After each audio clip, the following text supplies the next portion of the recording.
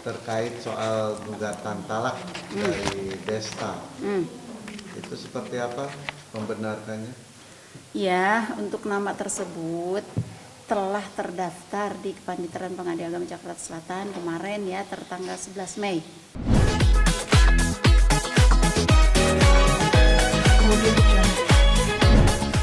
Terkait soal gugatan talak dari Desta.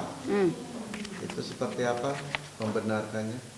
Ya, untuk nama tersebut telah terdaftar di Kepanitiaan Pengadilan Agama Jakarta Selatan kemarin ya, tertanggal 11 Mei 2023. Itu tanggal dia mendaftarkan. Terus telah terdaftar di Kepanitiaan Pengadilan Agama Jakarta Selatan sehari sesudahnya. Dan agenda persidangan diagendakan di tanggal 29 Mei 2023 ini. Hari Senin. Sidang pertamanya? Iya, sidang perdananya. Proses pendaftarannya sendiri Iya. kemarin seperti apa? Yang datang siapa Bu mungkin? Kuasa hukum didaftarkan secara gitu. Apa sih?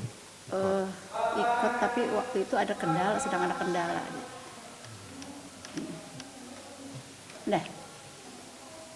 Bu, gugatannya mungkin apa aja yang masuk Gugatannya terdiri dari identitas para pihak, pemohon dan termohon. Karena ini jenis perkara cerai talak ya. Kalau laki-laki yang mengajukan itu berarti cerai talak berupa permohonan. Kalau cerai gugat tuh yang diajukan oleh perempuan.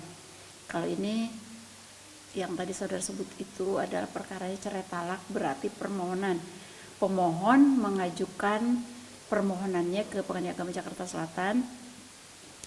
Alasannya tentu ada pertama identitas, kedua hubungan hukum, di mana pemohon telah terjadi peristiwa hukum atau antara lain pernikahan dan telah dikaruniai anak, dan dalam perjalanan hidupnya terjadi persoalan hidup sehingga hal itu yang menjadi alasan pemohon mengajukan permohonan untuk diberi izin mengajukan agar diberi izin dikabulkan permohonannya untuk bercerai dengan istrinya. Gitu. harta gono gini dan hak asuh anak diminta dulu? Enggak.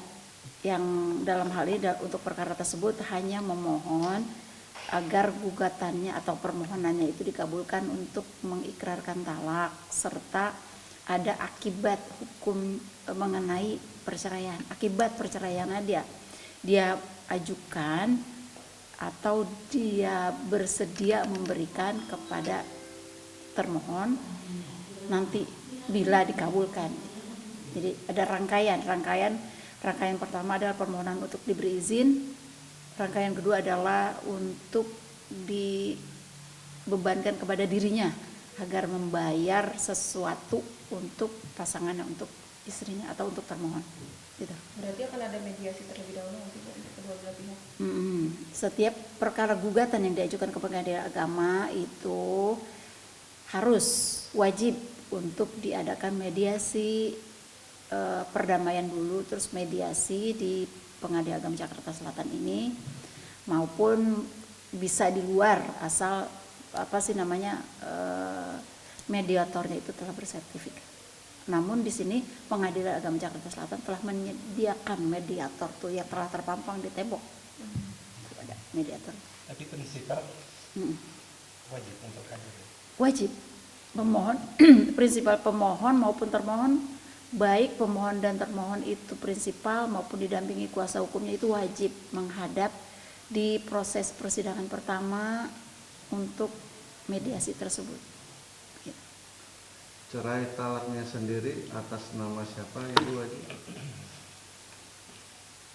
Tadi yang sudah sebutkan kan udah. Cerai terhadap siapa? Dedi Mahendra Desta. Terhadap siapa? Terhadap Natasha Rizky Pradita. Ada pembicaraan mengenai nafkah. Itu tadi yang saya sebut. Cuma itu. Selain itu tidak. Dalam gugatan ini ya. Selain itu tidak disebutkan. Itu ada alasan diajukan cerai orang Nggak ada. Itu tadi yang saya sebutkan peristiwa selama proses pernikahannya ada peristiwa gitu. Ada peristiwa yang terjadi sehingga menjadi alasan pemohon untuk mengajukan permohonannya agar dikabulkan. Peristiwa itu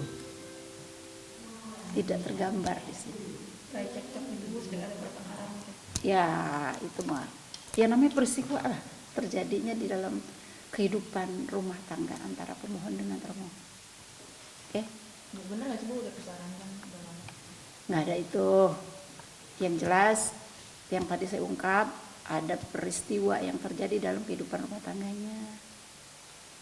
Itu seumpamanya nanti kalau di mediasi salah satu pihak prinsipal tidak hadir, mungkin upaya apa lagi?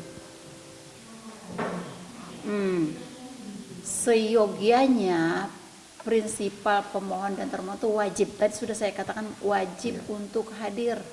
Kalau salah Tapi pas satunya, mediasi itu Bu ya?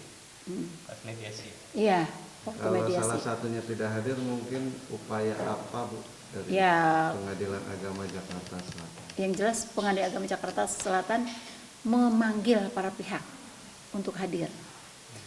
Kalau para pihak itu tidak menggunakan haknya ya silakan saja. Yang jelas kan pengadilan tuh memanggil para pihak prinsipal maupun kuasa hukum. Kalau kuasa hukum tidak menghadirkan prinsipal secara langsung, nanti ada konsekuensinya. Apa konsekuensinya? Ya nanti majelis hakim yang akan memutusnya gitu. Yang jelas kalau pihak yang bersangkutan prinsipalnya tidak dihadirkan, ada konsekuensi hukum yang terjadi nanti gitu, yang diputuskan oleh majelis hakim. Itu baik pemohon maupun Ya, tergugat dua-duanya, juga. baik pemohon maupun termohon. Nggak bisa pakai kuasa hukum diwakilkan. Ada sih dengan cara memberikan atau membuat surat kuasa istimewa ya, yang diajukan atau dibuat di hadapan notaris atau di depan pejabat yang berwenang untuk membuat surat kuasa istimewa. Itu. Cukup. Bu, keduanya ini kan boleh dibilang kemarin sudah dikonfirmasi dua-duanya memang ingin. Nah, dari majelis pengadilan sendiri seperti apa nanti mekanismenya Bu ketika kedua-duanya ini memang bersepakat untuk berpisah? Hal itu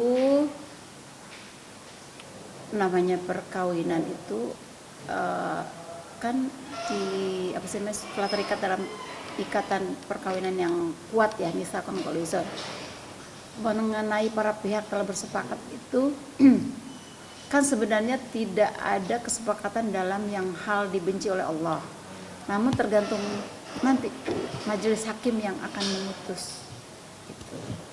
Walaupun kedua belah pihak itu telah menyatakan telah tercapai kesepakatan, tetapi kesepakatan itu kan nanti juga diproses juga, benar nggak kesepakatannya itu kan al muslimuna ala syurutihim ila syaratan ala haraman al haram halalan gitu. Orang Islam itu bersepakat tuh dalam hal yang dihalalkan atau enggak.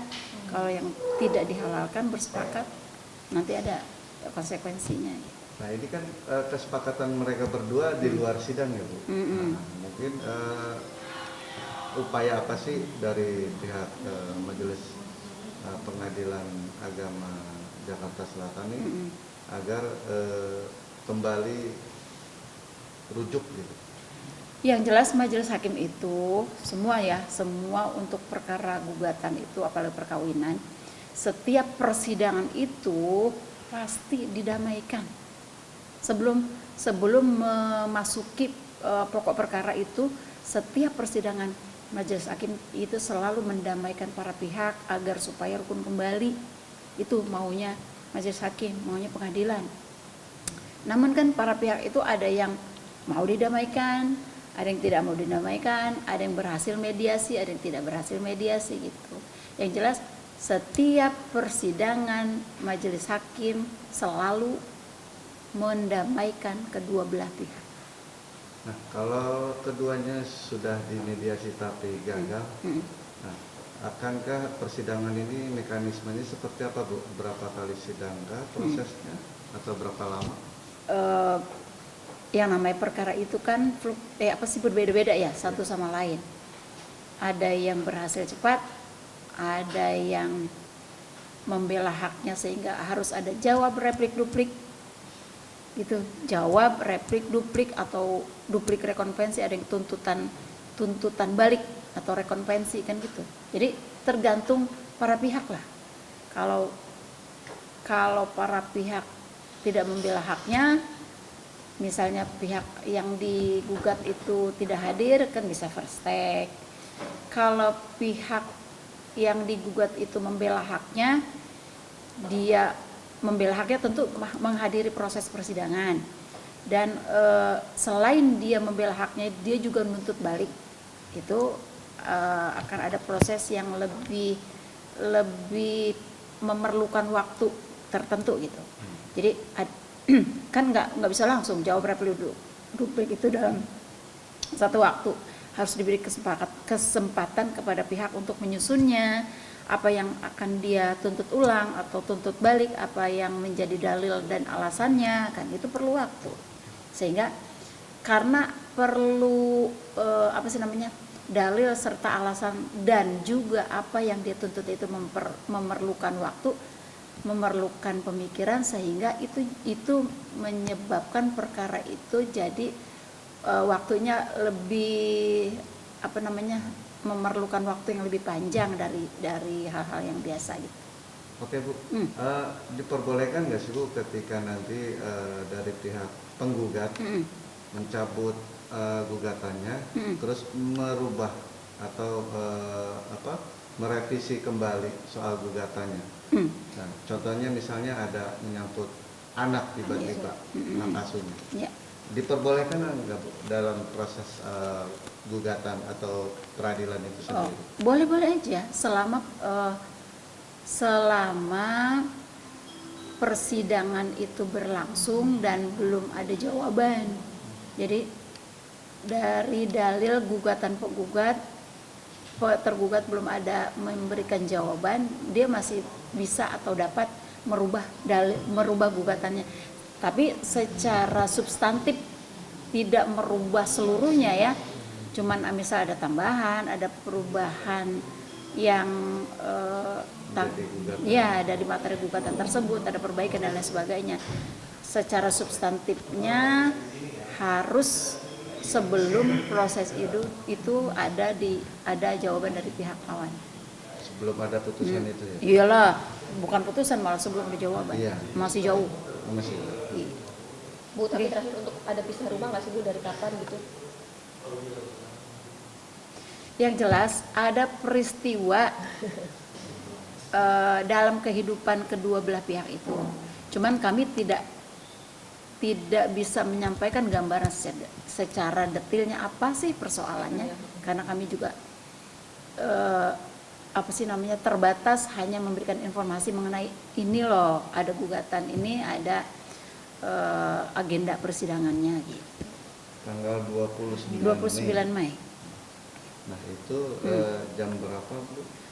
Ya itu tadi tergantung para pihak. Dia daftar terlebih dahulu, lebih pagi dia dapat nomor lebih awal. Kalau dia daftarnya lebih belakangan, tentu dapat nomornya lebih belakangan. Jamnya fleksibel lah, yang jelas di jam kerja. Gitu. Oke? Terima kasih. Oke. Hendra Silger siapanya? Sama Iren Sahil. Iya, Rista yang kemarin press call. Hendra. Ini Mas Alamat Hendra nih. Hendra gimana Bu? Polisi Bu? Saya bukan Bu. Nggak tahu, Cilandak Timur. Ya,